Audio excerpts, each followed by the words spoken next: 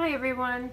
Okay, so long overdue update, and I apologize, but we've been so busy over the summertime with one, moving, and birthdays, cottage, you know, all the fun stuff before everybody gets back into the groove of things after summertime. So I will be 35 weeks this Wednesday. So time crunch is starting. I have about 5 to 7 weeks if I go past my estimated due date. And I guess that's like one of the symptoms. I am out of breath all the time. And that's a combination of a lot of things. Obviously, my stomach has taken into my my lungs area, and so I get really out of breath. My anemia and B12 deficiency is I'm having a hard time battling it and trying to get it up, because no matter what I keep doing, keeps going down, which is normal for third trimester because the baby needs all that stuff. However, it's making me feel awful, very lightheaded, dizzy, tingly body parts, what else? Just faint, and no energy, like basically no energy. The only thing I can describe it as is my body feels like jello. My arms feel like jello. Like I'll be texting someone on my phone and holding up my phone and texting, and my arms just have no energy, no stamina in them, that I have to like put down my phone. That's how like it's affecting me. Anyway, so we're trying to get it up because obviously I'm going to be giving birth soon. And if I lose, even if I don't hemorrhage, but I think hemorrhaging is like over 500, is it cc's or mils or something like that. Even if I don't hit that point, but I still have blood loss and it's still quite low, it might affect me and how I take it hard. So, I'm like, my hemoglobin's low obviously, and all my other stuff is low, so just trying to get it up, which I've just started to take double of what I was taking before, which are iron therapy pills. So they're like really high dosage of iron, and I'm taking a complex B vitamin to help with absorption, which has vitamin C in it too, and just eating a whole bunch of foods that are known to have high in iron, like nuts and pumpkin seeds and hemp and green leafy vegetables and that type of thing. So we will see. I will be getting another blood test soon to see if it's done anything, because I do not want to have a blood transfusion, but if I absolutely need one after giving birth, then I will.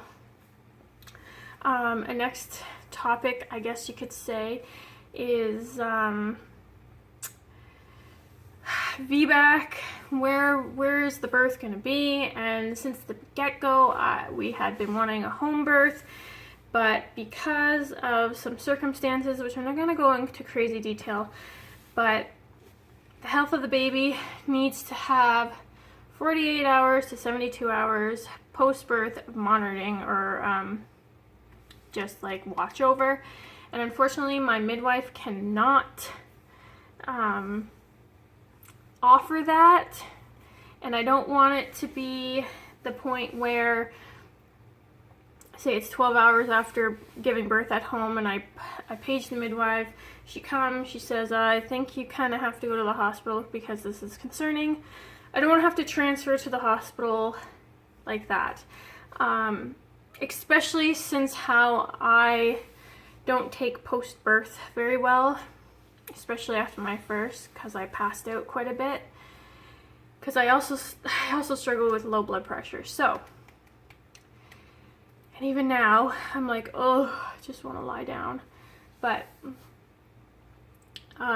so we're doing an in-hospital vaginal birth after a cesarean, and it will be my 2 midwives, it will be my husband, and it will be my doula, and hopefully no one else. I mean, if emergency arises, then probably nurses and OBs and stuff like that will be there as well. But that's the game plan for now, is to be in the hospital for her post-birth. But not only that, it's for me as well because of what I'm struggling with, and I don't want to have to go into the hospital after giving birth at home. I don't even know if I would even make it to the hospital, to be honest, because after my first was born and he had to be transferred to the NICU, I couldn't go in. And even over 24 hours later, when I did go in, I still could not, I couldn't walk. I was so faint. I had to take a wheelchair all around. It was not good. So given that, I'd prefer to be in a hospital. That way, I mean, if the baby needs to be monitored in my hospital room, I'm going to be in bed the whole entire time. And I'll probably be on IV fluids and probably stuff to help with the bleeding.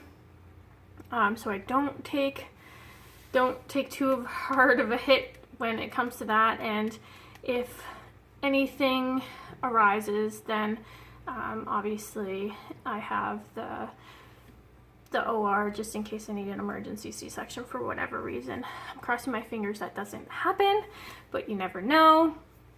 And the reason why she needs to be monitored is because I'm on a medication that can pose some risks to infants. Now, granted, I'm on the lowest dose of what I'm taking, and no, it's not opiates or pain medication or anything like that. And she could have, there's a possibility that she could have low blood sugar, which I'm used to for my previous babies because they were over a certain birth weight, so they need to be tested for that. So I kind of know the protocol in the babies needing to be tested. And of course, I'll be breastfeeding, so that will help if it is low. And there's a chance that there could be some breathing issues. There could be chances that the baby's heart stuff could have issues, withdrawal stuff kind of thing. So it's just better.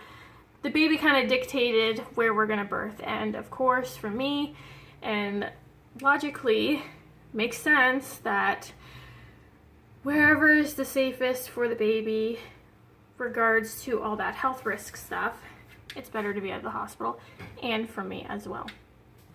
So that is that. We finally put together the bassinet yesterday, and I'm feeling like we just have not, usually by now I have everything ready, and I feel like I just can't, with being a mom with 2 kids and pregnant and having to battle anemia and the B12 deficiency and low blood pressure and feeling nauseated all the time and just every other aches and pains. I just feel like I have no energy to go and do baby related stuff. I have not been nesting at all. Been a few days where my brain nests, but my body's like, yeah, right, you're nuts, lady. There's no way I'm doing that. We have basic stuff anyway, so it's not like we have a huge amount to get ready for the baby. Just a little corner of the room in our bedroom, because the baby will be sleeping in our room for about 1.5 years. Like I said, we got the bassinet put together, which I was so excited for. And I have to do the laundry and get a few, I think I need about 5 more things to buy, and that is about it. She moves like crazy, and I'm pretty sure she is still breech, which we go for an ultrasound on Friday to determine if she's still breech. If she is, then I will have to or I don't have to, but we are choosing to try the ECV, which they manually flip the baby. So hoping that she is head down, so we don't really have to go through that, but if we do, then we do, and we'll go probably at 37 weeks, which will be in about 2 weeks, and we'll have that done, and hopefully it's successful. If it's not successful, then unfortunately the birth outcome, if she stays breech right up until 40 weeks, is another C-section, which I don't want, because obviously when you're looking at a vaginal birth versus a C-section and the risks and stuff like that, like not even like taking out the breech part, but just looking at both in comparison, especially with your second C-section, risks kind of go up higher. And it's major abdominal surgery. I don't really want to have to go through abdominal surgery, and my husband's only home for 2 weeks. I just don't want to have to deal with that and trying to take care of 3 kids with no extra help. And I might not be as lucky as last time and have a good recovery. But of course, if it comes down to that, that's what's gonna end up happening. Other than that, there's probably tons of stuff that I'm still missing because it's been forever, but those are probably the major things right now for us. And I will go ahead and show you my stomach. I am sitting on the floor, so hopefully, and there's so much Lego around me, hopefully you can see. And my long johns on too. That is my stomach for